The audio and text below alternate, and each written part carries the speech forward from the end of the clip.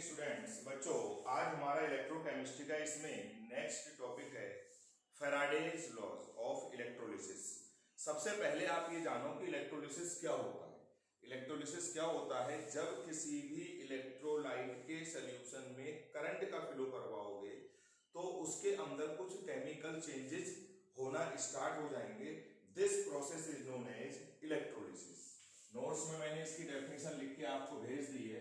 Suppose कर लो ये कोई कंटेनर है, इसमें हमने करंट का फ्लो करवाया।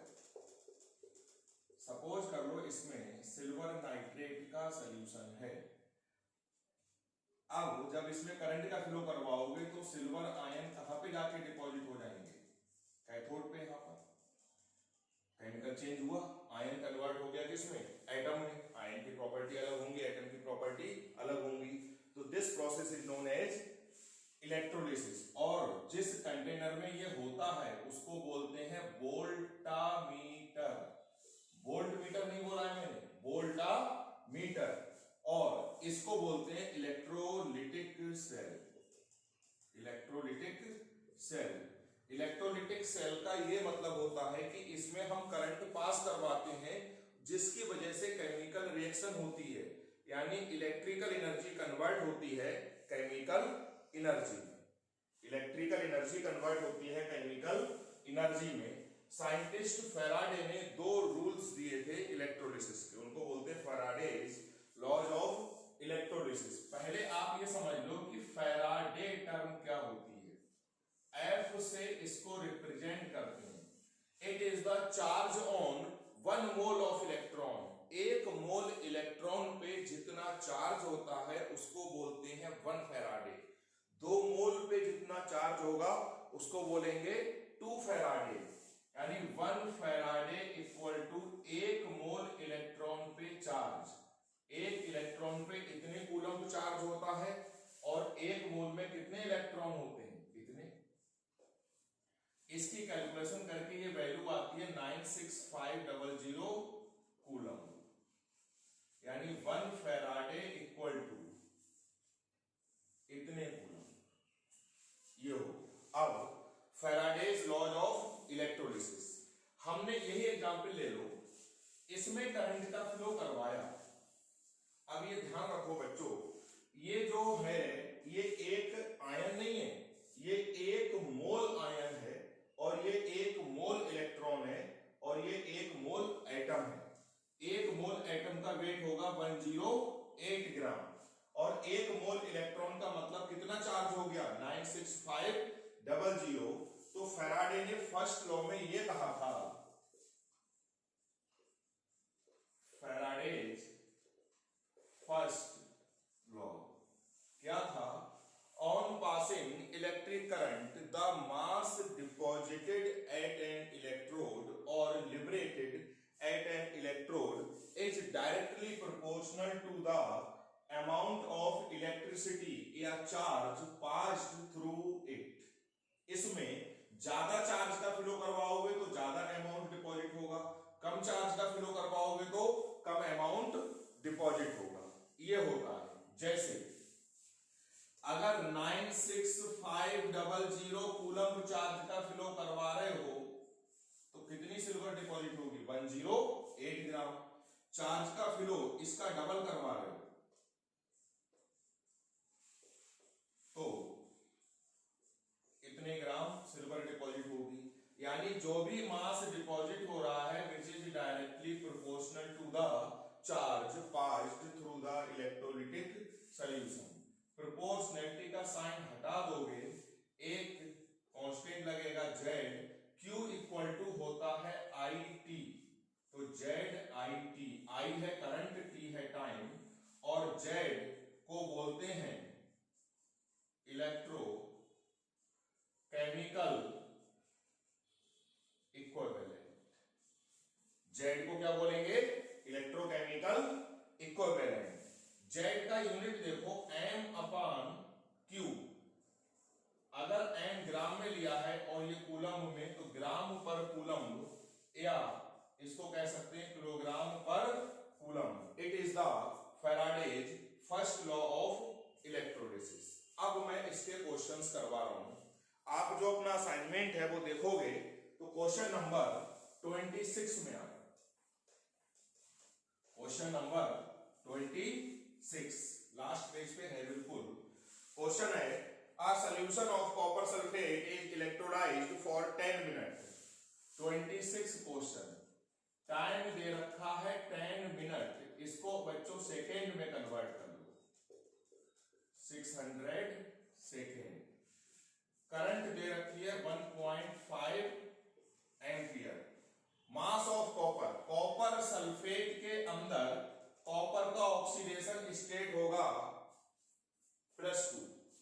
इसकी ये रिएक्शन लिख लिया करो न्यूट्रलाइजेशन की।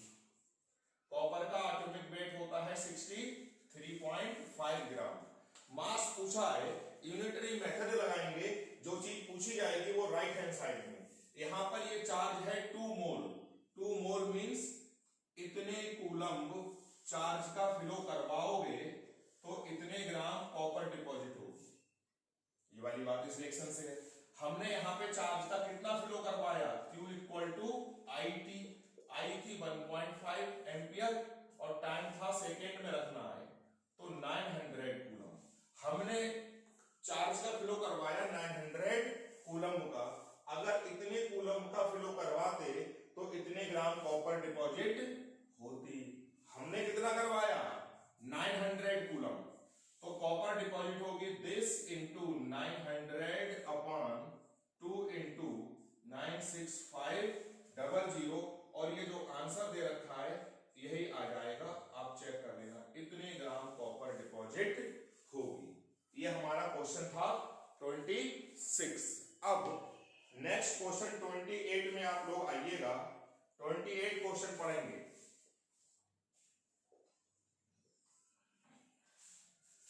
कैलकुलेट हाउ लॉन्ग, इसमें बच्चों टाइम पूछा गया है। कभी भी अगर क्वेश्चन में टाइम पूछा जाए या करंट पूछी जाए तो आप चार्ज निकाल देना और बाद में ये फार्मूला लग जाएगा Q equal to IT। Chromium दे रखा है और क्रोमियम का ऑक्सीडेशन स्टेट दे रखा है ये, तो अब आप ये रिएक्शन लिख दो। क्रोमियम का एटॉमिक वेट भी दे रखा है। हमसे पूछा है टाइम, तो हम निकालेंगे चार्ज। तो इस रिएक्शन को रिवर्स करके लिखोगे। अगर आपको 52 ग्राम क्रोमियम मेटल डिपॉजिट करवानी थी तो चार्ज का फ्लो करवाते हम 3 फैराडे। 3 फैराडे का मतलब 3 इंटू 96500 कूलम। क्वेश्चन में पूछा गया है कि हमको डिपॉजिट करवानी है 1 ग्राम क्रोमियम, तो 3 इंटू 96500 इंटू 1 अपॉन 52 इतने कूलम। अगर आप इसको कैलकुलेट करोगे, आप लोग हाथ से करना, मैं टाइम बचाने के लिए कैलकुलेटर से कर रहा हूं, तो ये वैल्यू आ जाएगी 5567.31 कूलम। अब लगा दो Q इक्वल टू IT, तो T इक्वल टू हो जाएगा Q अपॉन I। Q की वैल्यू आ गई है और करंट दे रखी है। करंट आपको दे रखी है 1.25 एम्पियर, तो ये वैल्यू आ जाएगी 4453.84 सेकेंड। आंसर दे रखा है ओवर्स में। इसको एक बार 60 से डिवाइड करोगे तो मिनट आ जाएगा, फिर 60 से डिवाइड करोगे तो ओवर्स आ जाएगा। आंसर आ जाएगा 1.237 ओवर्स। ये हमारा हो गया क्वेश्चन नंबर 28। उसके बाद आप क्वेश्चन करोगे 29। बहुत आसान है क्वेश्चन, कोई कठिन नहीं है।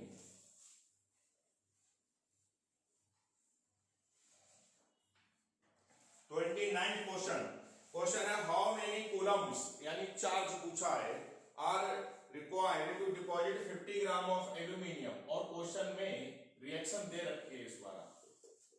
ये हो गई, ये एल्यूमिनियम हो गया, इसका एटॉमिक वेट 27। अगर 27 ग्राम एल्यूमिनियम डिपॉजिट करवानी है तो कितने कूलम चार्ज का फ्लो करवाओगे, इतने कूलम। हाउ मेनी कूलम, जो चीज पूछी जाती है वो हमेशा बच्चों राइट में लिखते हैं।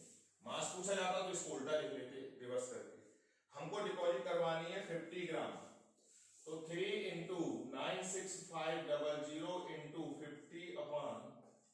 57, ये आप कैलकुलेट कर लेना, आंसर आ जाएगा। अब क्वेश्चन नंबर 31 में आप लोग आएंगे। A solution of nickel nitrate was electrolyte between two platinum electrodes using a current of 5 ampere.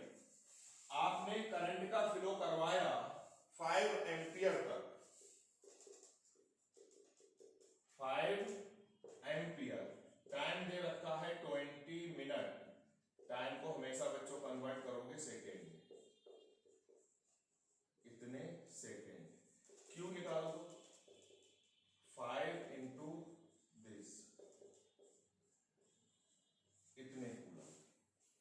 Nickel nitrate के अंदर आप सोचो बच्चों,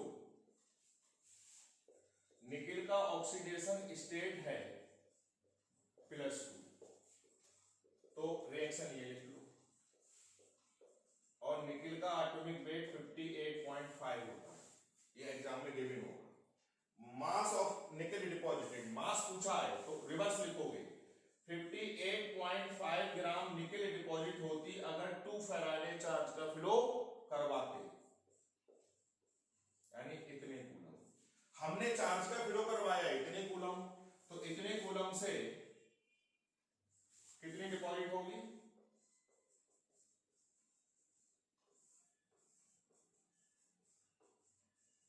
इतने ग्राम। इसको आप कैलकुलेट कर लेना, मैं करके दिखा रहा हूं।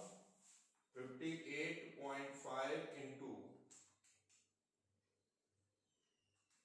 डिवाइडेड बाई 2 फिर डिवाइड बाई 96500, ये आंसर आ रहा है 1.818 ग्राम। और ये आंसर है शायद 1.82 दे रखा है, राउंड ऑफ करके वही आ जाएगा।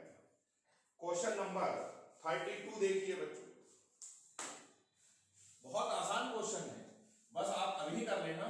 आज मैं इवनिंग में आपको एक वीडियो और सेंड करूंगा।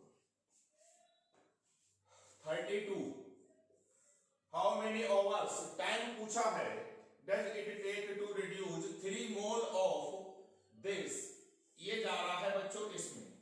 अब जरा सोचो, 1 मोल फेरिक जब फेरस में गया तो 1 फैराडे इलेक्ट्रिसिटी की जरूरत पड़ी, यानी चार्ज की।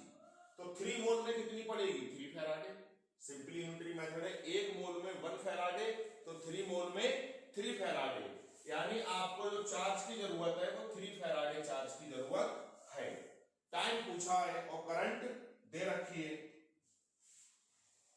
Q इक्वल टू लगा दो IT, Q की जगह ये हो गया 3 फैराडे, फैराडे की वैल्यू पुट कर दो। I दे रखा है बच्चों 2 एम्पियर इंटू T, ये T हमारा अब आएगा सेकेंड में, इस बात का बहुत ध्यान रखना, जो भी आएगा वो आएगा सेकेंड में। 3 इंटू 96500 डिवाइडेड बाई 2, ये आया 144750 सेकेंड। डिवाइड कर दो 60 से, ये हो गया 2412.5 मिनट। फिर डिवाइड कर दो 60 से, ये हो गया 40.208 आवर्स। यही आंसर है।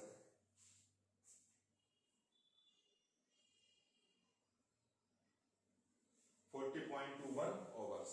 ये था हमारा फैराडेज फर्स्ट लॉ। सिंपल सा डेफिनेशन थी कि द मास डिपॉजिटेड या amount liberated at an electrode is directly proportional to the charge passed through it. अब आता है Faraday's second law. Faraday's second law,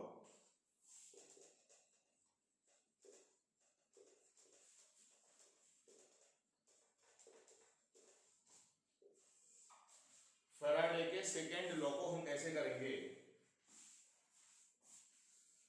series में बच्चों करंट सेम रहती है, सीरीज में करंट सेम रहती है।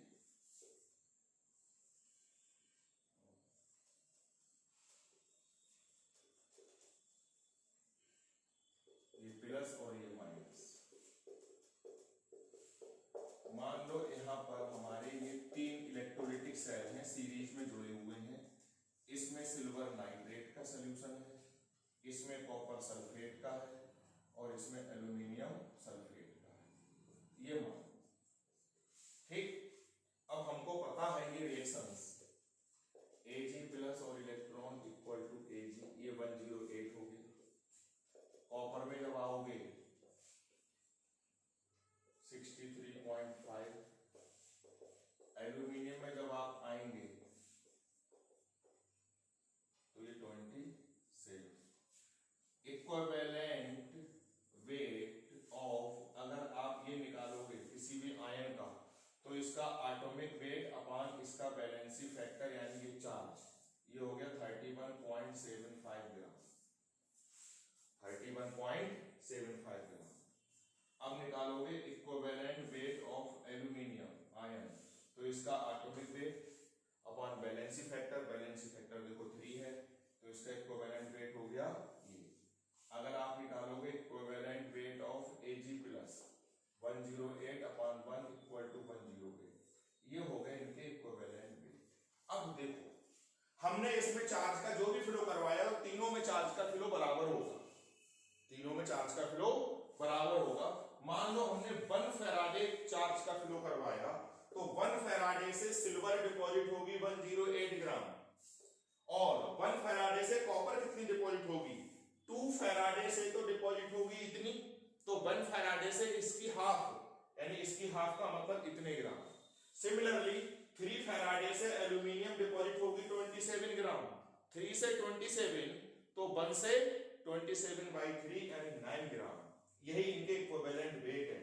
यानी on passing equal current through different voltameters, the amount of a metal deposited is directly proportional to its equivalent weight। देखो 1 Faraday से सिल्वर डिपॉजिट हुई इतने ग्राम,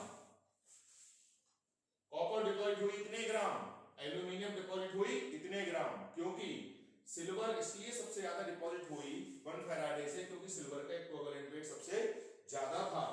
एल्यूमिनियम सबसे कम डिपॉजिट हुई क्योंकि एल्यूमिनियम का इक्विवेलेंट वेट सबसे कम था। यानी the mass deposited at an electrode is directly proportional to their equivalent weight. Proportionality का साइन हटाओगे, एक कांस्टेंट लगाओगे, इसको आप देख सकते हो m1 over m2 equal to e1 over e2। m1 है पहली मेटल का मास, m2 है दूसरी मेटल का मास, E1 है पहली मेटल का इक्विवेलेंट मास और E2 है दूसरी मेटल का इक्विवेलेंट मास। ये फैराडेज सेकेंड लॉ था। तो मैंने फर्स्ट लॉ आपको बता दिया, सेकेंड लॉ बता दिया, कुछ न्यूमेरिकल करवा दिए। इसके बाद आप जो न्यूमेरिकल करोगे, मैंने आपको डिस्कस कर दिए 32 न्यूमेरिकल। आप जो न्यूमेरिकल करोगे वो करोगे जो मैं नोट कर रहा हूं, 33, 34, 36, 37, 40, 41, 42, 43, ये न्यूमेरिकल आप डिस्कस करोगे। बाकी जो है 2-3 वो मैं अपने आप करवाऊंगा, आपको सर्च नहीं करने। इस लेक्चर में इतना ही। Thank you.